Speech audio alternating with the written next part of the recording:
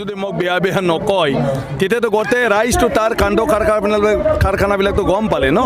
গতিকে সেইটোৰ কাৰণে মোৰ প্ৰতি যাতে ৰাইজে সন্দেহ হয় তাৰ কাৰণে সেইবিলাক অপপ্ৰচাৰ চলাই আছে গতিকে তাৰতো একো ৰাস্তাই নাই আজি যিবিলাক তেওঁৰ ওপৰত অভিযোগ আহিছে তেওঁ এটা উত্তৰ দিব পৰা নাই গতিকে উত্তৰ দিব নোৱাৰিলে বেলেগ ফালে এনে এটা ব্লেমটো দি ফালে তেওঁ নিজকে অলপ বচাই ৰাখিব খুজিছে বাকী একো নাই আপুনি বিটিসি বাকী ৰাইজ আৰু বিপিএফক বিশ্বাসঘাতক কৰি বিজেপিত গৈছে যোৱা বুলি অভিযোগ কৰিছে কি ক'ব আচলতে আৰে তেওঁ যি বিশ্বাসঘাতকতা কৰিলে আৰু মোৰ বিশ্বাসঘাতকতা কৰিবলৈ কিবা থাকিল নেকি তেওঁ গোটেইটো চেছ কৰিলে যে বিটিসি ৰাইজৰ যিটো সপোন আছিলে আৰু তেওঁ বিটিসি চিফ হিচাপে বহি যোৱা 15 বছৰ যিটো কৰিলে তাৰপিছত আৰু কোনোবা বিশ্বাসঘাতকতা কৰিবলৈ বাকী থাকে নেকি গতিকে সেইটোৰ কাৰণে মই আজি ওলাই আহিবলগীয়া বাধ্য হ'লোঁ কাৰণ যদি আৰু তেনেকুৱা ধৰণৰ হাগ্ৰামা চিফ হৈ পেলাই কাউন্সিলখন আৰু চলি থাকে তেতিয়াহ'লে বিটিসিৰ ৰাইজ গোটেইটো চেছ হৈ যাব কাৰণ বিটিসি এটা প্ৰশাসনিক ব্যৱস্থা তাক বাদ দি বিটিসিৰ ৰাইজৰ অন্য আৰু কোনো ৰাস্তা নাই তেওঁলোকৰ ভৱিষ্যত তাতেই গতিকে ইয়াৰ প্ৰশাসনিক ব্যৱস্থা যদি ধ্বংস হৈ যায় ইয়াৰ উন্নয়নৰ টকা পইচা যদি ঠিকাদাৰৰ পকেটত আৰু হাগ্ৰামা মহিলাই ডাঙৰীয়াহঁতৰ পকেটতে যদি সব যায় তেতিয়াহ'লে ৰাইজৰ কি অৱস্থা হ'ব পাৰে গতিকে সেইটোৱেতো আজি চিন্তনীয় বিষয় তাৰ কাৰণে বিজেপি আহক বিজেপিয়ে চৰকাৰ কৰক আৰু আমাৰ যিখিনি আজি হাগ্ৰামা ডাঙৰীয়াৰ দিনত নাপালোঁ চেণ্ট্ৰেলৰ বিভিন্ন ধৰণৰ আঁচনিবিলাক সেইবিলাক যাহাতে চেণ্ট্ৰেল গভৰ্ণমেণ্ট ষ্টেট গভৰ্ণমেণ্টে স্পেচিয়েলি আমাক এই মানে বিটিসিত যাহাতে দি দিয়ে নে কোনে কি দৃষ্টি কি কিবা দিয়ে কাক চাইছে সেইটোৰ লগত মোৰ কোনো কনচাৰ্ণ নাই মোৰ কনচাৰ্ণটো হ'ল বিটিসিৰ জনগণ তেওঁলোকৰ ভৱিষ্যত আৰু বিটিসিত এটা ভাল গভৰ্নেন্স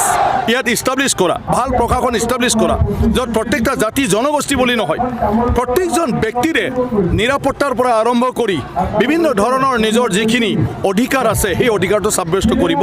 পাৰে তেনেকুৱা ধৰণৰ বিটিসি আমি কৰিব লাগিব কি ক'লে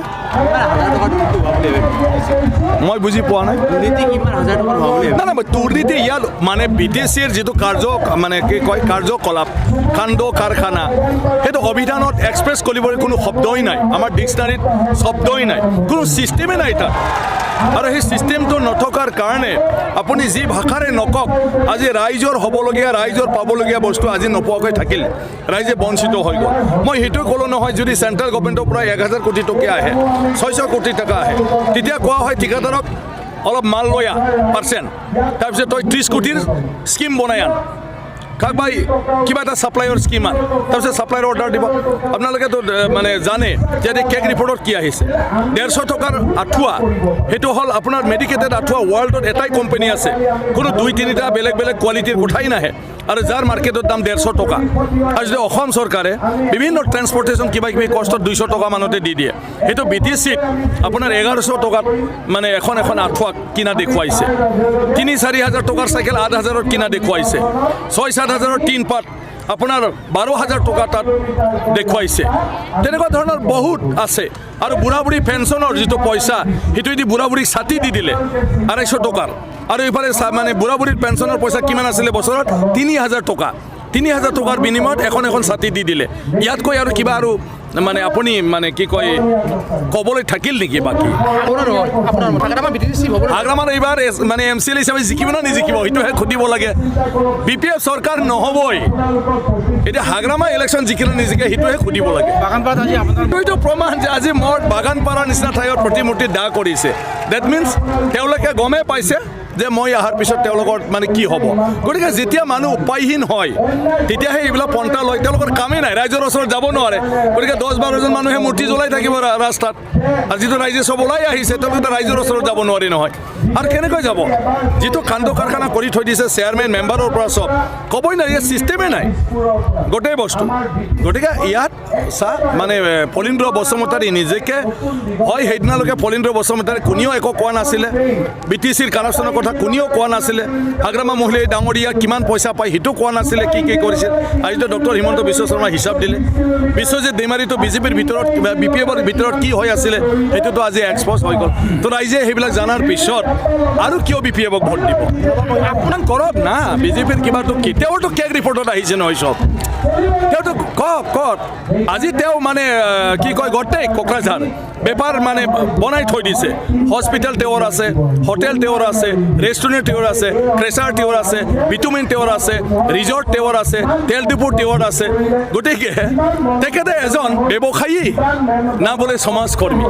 না বোলে ৰাজনীতি কৰা যি মানুহজন ডেইলি খাতা পত্ৰ লৈ মেনেজাৰৰ লগত হিচাপ কৰি থাকে তেওঁ আৰু BTCৰ জনগণৰ কাৰণে কিবা চিন্তা কৰিব পাৰে নেকি তোমাৰ কি কথাটো আছে মোকতো 99 শিক্ষকহে ক'ব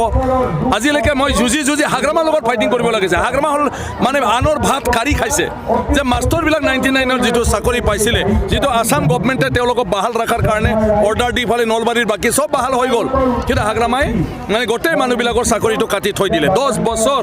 দৰমহা পাই লোন চন লৈ মানুহবিলাক কি অৱস্থাত ফচি আছে তেওঁলোকৰ ল'ৰা ছোৱালী পঢ়াব নোৱাৰিলে ময়ে কেইজনমান মাষ্টৰৰ ল'ৰা ছোৱালী পঢ়াইছোঁ যিবিলাক 99ৰ মানে আছে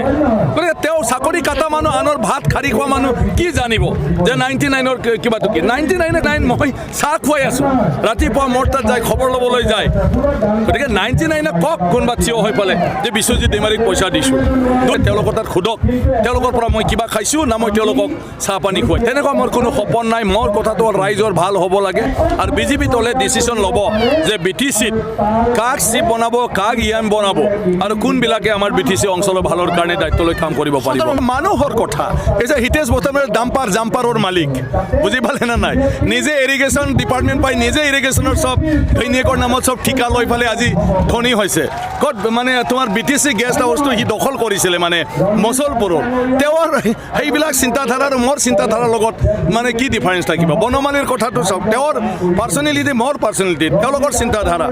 হয় তেওঁলোকে কি কৰিছে মই আজি MP হয় কি কৰিছে গতিকে ৰাইজ মানে শুনা নাই চন্দন ব্ৰহ্ম বিজেপি যাব নেকি তেওঁতো সদায় বিজেপি গালি দি দেখোন ভাষণ দি আছে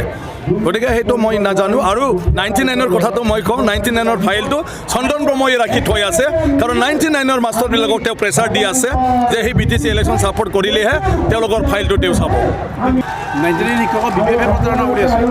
ডেফিনেটলি BPF প্ৰতাৰণামাত্ৰ নহয় BPFহে কাটিছে 99ৰটো টাৰ্মিনেট কৰিছে কিন্তু ডক্টৰ হিমন্ত বিশ্ব শৰ্মাই 2016তে আকৌ চবকে মানে ৰেগুলাৰ কৰি দিম বুলি মানে কিবা কৰি পঠাইছিলে যিটো BPF দলে BPF চৰকাৰে আজিলৈকে সেইটো নকৰিলে আৰু কিমান শিক্ষকক কি হাৰাশাস্তি কৰিছে এই কথাবিলাক শিক্ষকসকলক সোধক সেইটোতো হাগ্ৰামাৰ নিজৰহে কথা আনে চুক্তি কৰা মানুহে জানিব তাত কি আছে কি নাই হাগ্ৰামা ডাঙৰীয়াতো না আন্দোলন কৰিছে না সেইটো কিবা কৰিছিলে গতিকে চুক্তিটো তেওঁ নিজে চহী কৰিছিলে